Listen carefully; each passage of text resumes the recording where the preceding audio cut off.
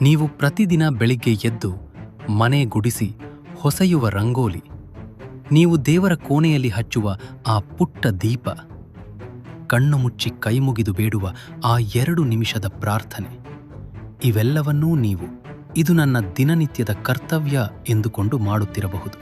ಆದರೆ ನಿಮಗೆ ಗೊತ್ತಿಲ್ಲದ ಒಂದು ಅತಿ ದೊಡ್ಡ ಪವಾಡ ನಿಮ್ಮ ಮನೆಯಲ್ಲಿ ಆಗಿ ಹೋಗಿದೆ. ನೀವು ವರ್ಷಾನುಗಟ್ಟಲೆಯಿಂದ ಮಾಡುತ್ತಿರುವ ಆ ಸಣ್ಣ ಸಣ್ಣ ಪೂಜೆಗಳು, ನಿಮ್ಮ ಮೂಕ ಭಕ್ತಿ, ನಿಮ್ಮ ಕಣ್ಣೀರು, ಇವೆಲ್ಲವೂ ಸೇರಿ ನಿಮ್ಮ ಮನೆಯ ಆ 4 ಗೋಡೆಗಳನ್ನು, ಇಟ್ಟಿಗೆ ಸಿಮೆಂಟ್ನ ಆ ಕಟ್ಟಡವನ್ನು ಸಾಕ್ಷಾತ್ ದೇವಸ್ಥಾನದ ಗರ್ಭಗುಡಿಯಾಗಿ ರೂಪಾಂತರಗೊಳಿಸಿದೆ. ಹೌದು, ದೇವಸ್ಥಾನದಲ್ಲಿ ಗುಡಿ ಕಟ್ಟಿ ಕಳಸವಿಟ್ಟು ಮಂತ್ರ ಹೇಳಿ ಪ್ರಾಣ ಪ್ರತಿಷ್ಠಾಪನೆ ಮಾಡಿದರೆ ನಿಮ್ಮ ಮನೆಯಲ್ಲಿ ನಿಮ್ಮ ದಿನನಿತ್ಯದ ನಿಸ್ವಾರ್ಥ ಆಚರಣೆಗಳೇ ಪ್ರಾಣ ಪ್ರತಿಷ್ಠಾಪನೆ ಮಾಡಿವೆ.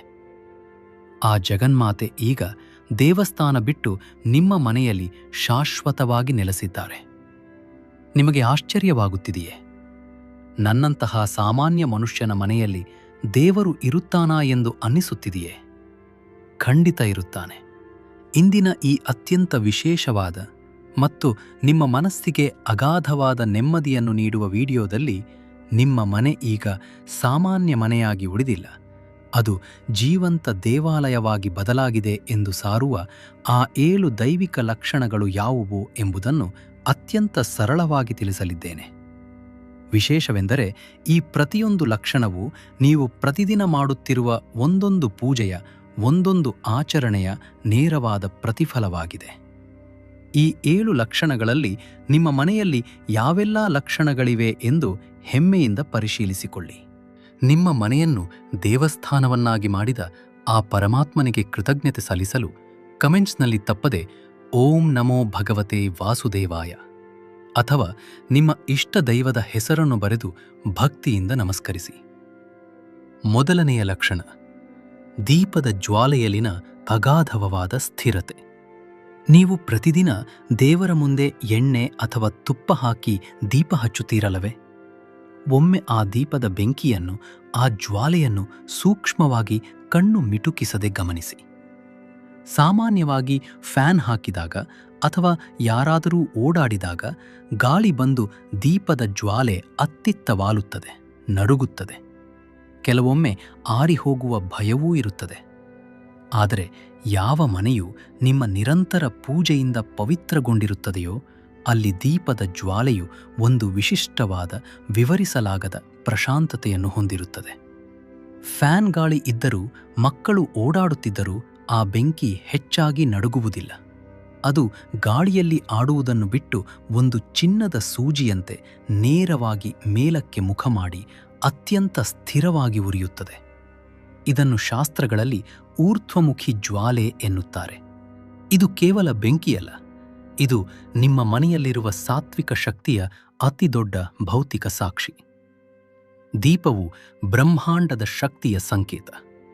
ಆ ಜ್ವಾಲೆ ಅಷ್ಟು ನೇರವಾಗಿ, ಸ್ಥಿರವಾಗಿ ಉರಿಯುತ್ತಿದೆ ಎಂದರೆ ನಿಮ್ಮ ಮನೆಯ ವಾತಾವರಣದಲ್ಲಿ ಯಾವುದೇ ಕೆಟ್ಟ ಶಕ್ತಿಗಳಿಲ್ಲ, ದುಷ್ಟ ತರಂಗಗಳಿಲ್ಲ ಎಂದರ್ಥ. ನೀವು ದಿನನಿತ್ಯ ಹೇಳುವ ದೇವರ ನಾಮ, ನೀವು ಬೆಳಗುವ ಕರ್ಪೂರದ ಆರತಿ ಮನೆಯ ಗಾಳಿಯನ್ನು ಎಷ್ಟು ಶುದ್ಧಗೊಳಿಸಿದೆ ಎಂದರೆ ಸಾಕ್ಷಾತ್ ಅಗ್ನಿದೇವನೇ ಅಲ್ಲಿ ಯಾವುದೇ ಭಯವಿಲ್ಲದೆ ಪ್ರಶಾಂತವಾಗಿ ಧ್ಯಾನಕ್ಕೆ ಕುಳಿತಿದ್ದಾನೆ. ನಿಮ್ಮ ಭಕ್ತಿಯೇ ಆ ಜ್ವಾಲೆಗೆ ಕವಚವಾಗಿದೆ. ಎರಡನೆಯ ಲಕ್ಷಣ, ಅಡುಗೆ ಮನೆಯ ಅನ್ನವು ದೇವಸ್ಥಾನದ ಪ್ರಸಾದದ ರುಚಿ ಪಡೆಯುವುದು. ಇದು ಬಹುತೇಕ ಗೃಹಿಣಿಯರಿಗೆ, ಅಡುಗೆ ಮನೆಯಲ್ಲಿ ಬೆವರು ಸುರಿಸುವ ಪ್ರತಿಯೊಬ್ಬ ತಾಯಿಗೂ ಖುದ್ದಾಗಿ ಅನುಭವಕ್ಕೆ ಬಂದಿರುತ್ತದೆ. ನೀವು ಬೆಳಗ್ಗೆ ಗಡಿಬಿಡಿಯಲ್ಲಿ ಮಕ್ಕಳ ಲಂಚ್ ಬಾಕ್ಸ್ಗೆಂದು ಮನೆಯಲ್ಲಿ ಮಾಡುವ ಅಡುಗೆ ಕೇವಲ ಸಾಧಾರಣವಾದ ಬೇಳೆಸಾರು ಅಥವಾ ಅನ್ನಪಲ್ಯವಾಗಿರಬಹುದು. ಅದರಲ್ಲಿ ನೀವು ಯಾವ ವಿಶೇಷವಾದ ದುಬಾರಿ ಮಸಾಲೆಗಳನ್ನೂ ಹಾಕಿರುವುದಿಲ್ಲ. ಆದರೂ ಆ ಅಡುಗೆಯನ್ನು ತಿಂದವರು ಇವತ್ತು ಅಡುಗೆ ಬಹಳ ಅದ್ಭುತವಾಗಿದೆ, ಒಂಥರ ದೇವಸ್ಥಾನದ ಪ್ರಸಾದ ತಿಂದ ಹಾಗೆ ಅನ್ನಿಸುತ್ತಿದೆ ಎಂದು ಹೇಳಿದ್ದಾರೆಯೇ? ಎಷ್ಟೇ ಕಡಿಮೆ ಪದಾರ್ಥಗಳಿದ್ದರೂ ಅಡುಗೆ ಅದ್ಭುತವಾಗಿ ಮೂಡಿಬರುತ್ತದೆಯೇ ಮತ್ತು ಬೇಗನೆ ಕೆಟ್ಟು ಹೋಗುವುದಿಲ್ಲವೇ? ಮನೆ ದೇವಸ್ಥಾನವಾಗಿದೆ ಎನ್ನುವುದಕ್ಕೆ ಇದಕ್ಕಿಂತ ದೊಡ್ಡ ಸಾಕ್ಷಿ ಬೇರೊಂದಿಲ್ಲ. ದೇವಸ್ಥಾನದ ಅಡುಗೆ ಭಟ್ಟರು ವಿಶೇಷ ಮಸಾಲೆ ಹಾಕುವುದಿಲ್ಲ. ಅಲ್ಲಿರುವ ದೈವಿಕ ಶಕ್ತಿ ಆ ಅನ್ನಕ್ಕೆ ರುಚಿ ಕೊಡುತ್ತದೆ. ಅದೇ ಶಕ್ತಿ ಈಗ ನಿಮ್ಮ ಅಡುಗೆ ಮನೆಗೂ ಬಂದಿದೆ. ಇದು ನಿಮ್ಮ ಮನೆಯ ಅಡುಗೆ ಮನೆಯಲ್ಲಿ ನಡೆಯುವ ನಿಮ್ಮ ಶುದ್ಧ ಭಾವನೆಯ ಪ್ರತಿಫಲ. ನೀವು ಅಡುಗೆ ಮಾಡುವಾಗ ಭಗವಂತನನ್ನು ಸ್ಮರಿಸುತ್ತಾ, ನಿಮ್ಮ ಕುಟುಂಬದವರ ಮೇಲಿನ ಕಾಳಜಿಯಿಂದ ಇದು ದೇವರಿಗೆ ನೈವೇದ್ಯ, ನನ್ನ ಕುಟುಂಬಕ್ಕೆ ಪ್ರಸಾದ ಎಂಬ ಶುದ್ಧ ಅಂತಃಕರಣದಿಂದ ಅಡುಗೆ ಮಾಡಿದ್ದೀರಿ. ಆ ಶುದ್ಧತೆಯೇ ಸಾಕ್ಷಾತ್ ಅನ್ನಪೂರ್ಣೇಶ್ವರಿಯನ್ನು ನಿಮ್ಮ ಅಡುಗೆ ಮನೆಯಲ್ಲಿ ಶಾಶ್ವತವಾಗಿ ಕೂರಿಸಿದೆ. ನಿಮ್ಮ ಕೈಯಿಂದ ಬರುವ ಪ್ರತಿಯೊಂದು ತುತ್ತು ಈಗ ದೈವಿಕ ಅಮೃತ. 3ನೆಯ ಲಕ್ಷಣ, ದೇವರಿಗೆ ಇಟ್ಟ ಹೂವುಗಳು ಬಾಡದೆ ದೀರ್ಘಕಾಲ ಜೀವಂತವಾಗಿರುವುದು. ನೀವು ಬೆಳಿಗ್ಗೆ ದೇವರ ಪೂಜೆಗೆಂದು ನಿಮ್ಮ ಕೈಯಾರೆ ಕಟ್ಟಿದ ಮಲ್ಲಿಗೆ ಅಥವಾ ಆಸೆಯಿಂದ ತಂದು ದೇವರಿಗೆ ಮುಡಿಸಿದ ಗುಲಾಬಿ, ಸೇವಂತಿಗೆ ಹೂವುಗಳನ್ನು ಒಮ್ಮೆ ಗಮನಿಸಿ. ಸಾಮಾನ್ಯವಾಗಿ ಹೂವುಗಳನ್ನು ಗಿಡದಿಂದ ಕಿತ್ತ ಕೆಲವು ಗಂಟೆಗಳಲ್ಲಿಯೇ ಅವು ಬಾಡಲು ಶುರುವಾಗುತ್ತವೆ. ಅದರಲ್ಲೂ ಕತ್ತಲಲ್ಲಿ ಮುಚ್ಚಿದ ಕೋಣೆಯಲ್ಲಿ ಬೇಗನೆ ಕಮರಿ ಹೋಗುತ್ತವೆ. ಆದರೆ ನೀವು ಬೆಳಿಗ್ಗೆ ದೇವರಿಗೆ ಇಟ್ಟ ತಾಜಾ ಹೂವುಗಳು ಮಾರನೇ ದಿನ ಬೆಳಿಗ್ಗೆ ಹಳೆಯ ಹೂವನ್ನು ತೆಗೆಯುವಾಗಲೂ ಬಾಡದೆ, ಕಪ್ಪಾಗದೆ, ಈಗ ತಾನೇ ಕಿತ್ತು ತಂದಂತೆ ಅತ್ಯಂತ ಮೃದುವಾಗಿ, ತಾಜಾವಾಗಿ ಕಡಕಡಿಸುತ್ತಿರುತ್ತವೆಯೇ? ಇದು ನಿಮ್ಮ ಮನೆಯಲ್ಲಿರುವ ಪ್ರಾಣಶಕ್ತಿ ಅತ್ಯುನ್ನತ ಮಟ್ಟದಲ್ಲಿದೆ ಎಂದರ್ಥ. ನೀವು ದೇವರ ವಿಗ್ರಹಗಳನ್ನು ಪ್ರೀತಿಯಿಂದ ಒರೆಸಿ ಅತ್ಯಂತ ಭಕ್ತಿಯಿಂದ ಹೂ ಮುಡಿಸುತ್ತೀರಲ್ಲವೇ? ಆ ಕಲ್ಲಿನ ಮೂರ್ತಿಯಲ್ಲಾದರೂ ಅಥವಾ ಕಾಗದದ ಫೋಟೋದಲ್ಲಿಯಾದರೂ ನೀವು ದೇವರನ್ನು ಕಂಡ ನಿಮ್ಮ ಆ ಭಾವವೇ ಆ ನಿರ್ಜೀವ ವಿಗ್ರಹಕ್ಕೆ ಜೀವ ತುಂಬಿದೆ. ಆ ಮೂರ್ತಿಯಲ್ಲಿ ಈಗ ಜೀವಂತಿಕೆ ಬಂದಿದೆ. ಆ ಮೂರ್ತಿಯಿಂದ ಹೊರಹೊಮ್ಮುತ್ತಿರುವ ದೈವಿಕ ಉಷ್ಣತೆಯು ತನ್ನ ಮೇಲಿರುವ ಹೂವುಗಳನ್ನು ಬಾಡದಂತೆ ರಕ್ಷಿಸುತ್ತಿದೆ. ನಿಮ್ಮ ಭಕ್ತಿ ಆ ಹೂವಿನ ಆಯಸ್ಸನ್ನೇ ಹೆಚ್ಚಿಸಿದೆ. ಮನೆಯ ಎಲೆಕ್ಟ್ರಾನಿಕ್ ಮತ್ತು ಭೌತಿಕ ವಸ್ತುಗಳು ಕೆಟ್ಟು ಹೋಗದಿರುವುದು. ಇದು ಕೇಳಲು ಸ್ವಲ್ಪ ವಿಚಿತ್ರ ಎನ್ನಿಸಬಹುದು, ಆದರೆ ಇದು ಮನೆ ದೇವಸ್ಥಾನವಾಗಿ ಬದಲಾಗಿರುವುದನ್ನು ಸೂಚಿಸುವ ಅತ್ಯಂತ ವಾಸ್ತವಿಕವಾದ ಸತ್ಯ. ಕೆಲವು ಮನೆಗಳಲ್ಲಿ ನೋಡಿ, ವಾಸ್ತು ಸರಿಯಿಲ್ಲದಿದ್ದರೆ ಅಥವಾ ಮನೆಯಲ್ಲಿ ನಕಾರಾತ್ಮಕ ಶಕ್ತಿ ತುಂಬಿದ್ದರೆ ಅಲ್ಲಿ ಸದಾ ಕಾಲ ಗಾಜಿನ ವಸ್ತುಗಳು ಒಡೆಯುತ್ತಿರುತ್ತವೆ, ಮಿಕ್ಸಿ ಟಿವಿಗಳು ಸುಟ್ಟು ಹೋಗುತ್ತವೆ, ನೀರಿನ ಪೈಪ್ಗಳು ಒಡೆದು ಸೋರುತ್ತಿರುತ್ತವೆ, ಪದೇ ಪದೇ ವಿನಾಕಾರಣ ರಿಪೇರಿ ಖರ್ಚುಗಳು ಬರುತ್ತಲೇ ಇರುತ್ತವೆ. ಜೊತೆಗೆ ಮನೆಯಲ್ಲಿ ಸದಾ ಗಂಡ ಹೆಂಡತಿಯ ಕಿರುಚಾಟ, ಜಗಳಗಳಿರುತ್ತವೆ. ಆದರೆ ನಿಮ್ಮ ಮನೆಯಲ್ಲಿ ಎಲೆಕ್ಟ್ರಾನಿಕ್ ವಸ್ತುಗಳು, ಗಾಜಿನ ವಸ್ತುಗಳು ಆಶ್ಚರ್ಯಕರವಾಗಿ ಬಹಳ ವರ್ಷಗಳವರೆಗೆ ಕೆಡದೆ ಬಾಳಿಕೆ ಬರುತ್ತಿವೆಯೇ? ಮನೆಯ ವಾತಾವರಣವು ಜಗಳಗಳಿಲ್ಲದೆ ಅತ್ಯಂತ ಪ್ರಶಾಂತವಾಗಿದೆಯೇ? ಇದು ನೀವು ಪ್ರತಿದಿನ ಮನೆಯಲ್ಲಿ ಹಚ್ಚುವ ಧೂಪ, ಕರ್ಪೂರ ಮತ್ತು ನೀವು ಮಾರುವ ಶಾಂತವಾದ ಪೂಜೆಯ ಫಲ. ನಮ್ಮ ಜ್ಯೋತಿಷ್ಯದ ಪ್ರಕಾರ ಯಂತ್ರಗಳು ರಾಹು ಮತ್ತು ಮಂಗಳನಿಗೆ ಸಂಬಂಧಿಸಿದವು. ಆದರೆ ನಿಮ್ಮ ಪೂಜೆಯು ಮನೆಯಲ್ಲಿರುವ ಈ ಉಗ್ರವಾದ ನಕಾರಾತ್ಮಕ ಶಕ್ತಿಗಳನ್ನು ಸಂಪೂರ್ಣವಾಗಿ ತಣ್ಣಗಾಗಿಸಿದೆ. ಆ ಗೋಡೆಗಳು ಮನೆಯ ಸದಸ್ಯರ ಕೋಪವನ್ನು ಹೀರಿಕೊಳ್ಳುತ್ತಿವೆ. ನಿಮ್ಮ ಮನೆಯ ಸಾತ್ವಿಕ ಶಕ್ತಿಯು ಮನುಷ್ಯರಿಗೆ ಮಾತ್ರವಲ್ಲ, ನಿರ್ಜೀವ ವಸ್ತುಗಳಿಗೂ ರಕ್ಷಣೆ ನೀಡುವಷ್ಟು ಪ್ರಬಲವಾಗಿದೆ. 5ನೆಯ ಲಕ್ಷಣ, ಮನೆಗೆ ಬರುವವರ ಮುಖದಲ್ಲಿ ಅರಳುವ ಸಹಜ ಭಕ್ತಿ. ನಿಮ್ಮ ಮನೆ ದೇವಸ್ಥಾನವಾಗಿದೆ ಎನ್ನುವುದನ್ನು ನೀವು ಹೇಳಬೇಕಾಗಿಲ್ಲ. ಮನೆಗೆ ಬರುವ ನೆಂಟರು, ಅತಿಥಿಗಳ ವರ್ತನೆಯೇ ಅದನ್ನು ಸಾಬೀತುಪಡಿಸುತ್ತದೆ. ನಿಮ್ಮ ಮನೆಗೆ ಕಾಲಿಟ್ಟ ತಕ್ಷಣ ಹೊರಗಡೆ ಎಷ್ಟೇ ಗಟ್ಟಿಯಾಗಿ ಅಹಂಕಾರದಿಂದ ಮಾತನಾಡುತ್ತಿದ್ದ ವ್ಯಕ್ತಿಯು ಅರಿವಿಲ್ಲದೆಯೇ ತನ್ನ ಧ್ವನಿಯನ್ನು ತಗ್ಗಿಸುತ್ತಾನೆ. ಅವನ ಹೆಜ್ಜೆಗಳು ನಿಧಾನವಾಗುತ್ತವೆ. ಯಾರೂ ಹೇಳಿಕೊಡದಿದ್ದರೂ ದೇವಸ್ಥಾನದೊಳಗೆ ಹೋದಾಗ ಹೇಗೆ ಭಕ್ತಿ ಬರುತ್ತದೆಯೋ ಹಾಗೆ ನಿಮ್ಮ ಮನೆಯನ್ನು ಪ್ರವೇಶಿಸುವಾಗ ಅವರು ಗೌರವವನ್ನು ತೋರುತ್ತಾರೆ. ನಿಮ್ಮ ಮನೆಗೆ ಬಂದರೆ ವಾಪಸ್ ಹೋಗುವುದಕ್ಕೆ ಮನಸ್ಸೇ ಬರುವುದಿಲ್ಲ.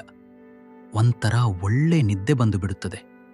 ಎಂತಹ ನೆಮ್ಮದಿಯಿದೆ ನಿಮ್ಮ ಮನೆಯಲ್ಲಿ ಎಂದು ಅವರು ಪದೇ ಪದೇ ಹೇಳುತ್ತಿದ್ದರೆ ಖಚಿತವಾಗಿ ನಂಬಿ. ನಿಮ್ಮ ಮನೆ ಸಾಕ್ಷಾತ್ ಸನ್ನಿಧಿ. ಇದು ನೀವು ನಿಮ್ಮ ಮನೆಯ ಹೊಸ್ತಿಲಿಗೆ ನೀಡುವ ಮರ್ಯಾದೆಯ ಫಲ. ನೀವು ಮುಂಜಾನೆ ಎದ್ದು ಮನೆಯ ಅಂಗಳಕ್ಕೆ ಹೊಸ್ತಿಲಿಗೆ ನೀರು ಹಾಕಿ ರಂಗೋಲಿ ಬಿಡಿಸಿ ಅರಿಶಿನ ಕುಂಕುಮ ಇಟ್ಟು ಪೂಜಿಸುತ್ತೀರಲ್ಲವೇ? ಆ ಹೊಸ್ತಿಲಿನ ಪೂಜೆಯು ನಿಮ್ಮ ಮನೆಗೆ ಅತಿದೊಡ್ಡ ಲಕ್ಷ್ಮಣ ರೇಖೆಯನ್ನು ಎಳೆದುಬಿಟ್ಟಿದೆ.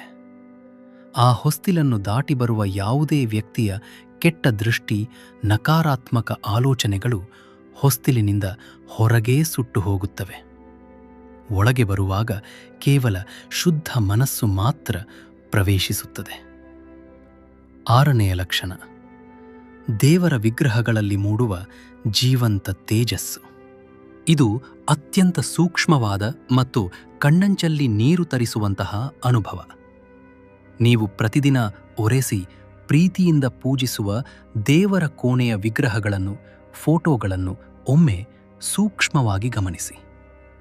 ಆ ವಿಗ್ರಹಗಳು ಈಗ ಕೇವಲ ನಿರ್ಜೀವ ಕಾಗದ ಅಥವಾ ಕಲ್ಲಿನ ಚಿತ್ರಗಳಾಗಿ ಉಳಿದಿಲ್ಲ.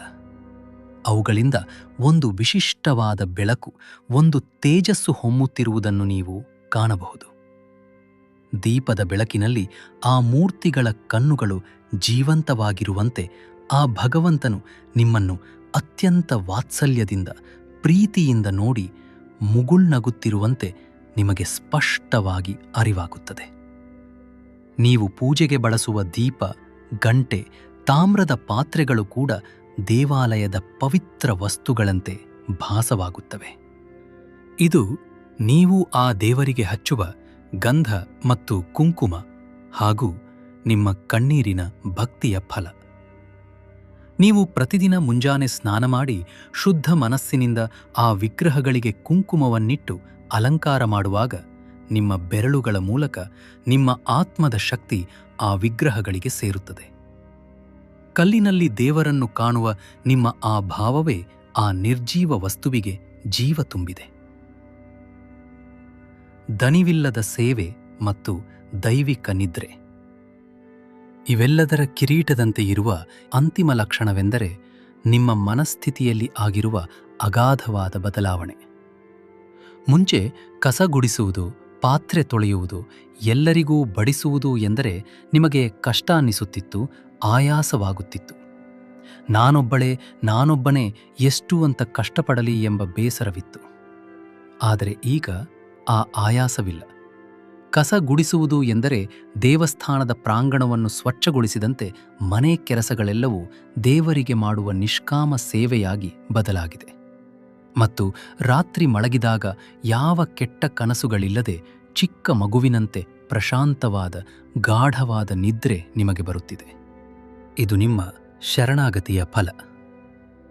ನನ್ನಿಂದೇನೂ ಆಗುವುದಿಲ್ಲ ಭಗವಂತ, ಮಾಡುವುದೆಲ್ಲವೂ ನೀನೇ, ಅನುಭವಿಸುವುದು ನೀನೇ, ಕೃಷ್ಣಾರ್ಪಣಮಸ್ತು ಎಂದು ನಿಮ್ಮ ಅಹಂಕಾರವನ್ನು ದೇವರ ಪಾದದ ಬಳಿ ಇಟ್ಟಿರಲ್ಲವೇ? ಆ ಶರಣಾಗತಿಯಿಂದಾಗಿ ಆ ಪರಮಾತ್ಮನು ನಿಮ್ಮ ಮನೆಯ ಭಾರವನ್ನು, ನಿಮ್ಮ ಮನಸ್ಸಿನ ಭಾರವನ್ನು ತಾನು ಹೊತ್ತುಕೊಂಡಿದ್ದಾನೆ. ಹಾಗಾಗಿಯೇ ನಿಮಗೆ ಆಯಾಸವಿಲ್ಲದ ನೆಮ್ಮದಿಯ ಬದುಕು ಸಿಕ್ಕಿದೆ. ಸ್ನೇಹಿತರೆ, ಇಂದಿನಿಂದ ನಿಮ್ಮ ಮನೆಯನ್ನು ಕೇವಲ ಸಾಮಾನ್ಯ ಮನೆ ಎಂದು ಕರೆಯಬೇಡಿ. ಆ ಭಗವಂತನು ನಿಮ್ಮ ವರ್ಷಗಳ ಮೂಕ ಪ್ರಾರ್ಥನೆಗೆ, ನಿಮ್ಮ ನಿಸ್ವಾರ್ಥ ಆಚರಣೆಗಳಿಗೆ ಒಲಿದು ನಿಮ್ಮ ಮನೆಯನ್ನೇ ತನ್ನ ಶಾಶ್ವತ ವಿಳಾಸವನ್ನಾಗಿ ಮಾಡಿಕೊಂಡಿದ್ದಾನೆ. ನೀವು ಈಗ ಕೇವಲ ಗೃಹಸ್ಥರಲ್ಲ, ನೀವು ಒಂದು ಪವಿತ್ರವಾದ ಸನ್ನಿಧಿಯ ರಕ್ಷಕರು. ನಿಮ್ಮ ಮನೆಯೊಳಗಿರುವ ಈ ದೈವಿಕ ಬೆಳಕು, ಬ್ರಹ್ಮಾಂಡದ ಶಕ್ತಿಯು ನಿಮ್ಮ ಇಡೀ ಕುಟುಂಬವನ್ನು ಸದಾಕಾಲ ರಕ್ಷಿಸುತ್ತದೆ ಮತ್ತು ಈ ಜಗತ್ತಿಗೆ ಬೆಳಕನ್ನು ನೀಡುತ್ತದೆ. ನಿಮ್ಮ ಆ ಭಕ್ತಿಗೆ, ನೀವು ಪ್ರತಿದಿನ ಮಾಡುವ ಆ ನಿಸ್ವಾರ್ಥ ಪೂಜೆಗೆ ನನ್ನದೊಂದು ಸಾಷ್ಟಾಂಗ ನಮಸ್ಕಾರ. ನಿಮ್ಮ ಮನೆಯೆಂಬ ದೇವಾಲಯದಲ್ಲಿ ಸದಾಕಾಲ ಆ ಜಗನ್ಮಾತೆಯ ಕೃಪಾ ಕಟಾಕ್ಷ ನೆಲೆಸಿರಲಿ. ಈ ಶಾಂತಿ, ನೆಮ್ಮದಿ ನಿಮ್ಮ ಮುಂದಿನ ವಂಶಕ್ಕೂ ದಕ್ಕಲಿ.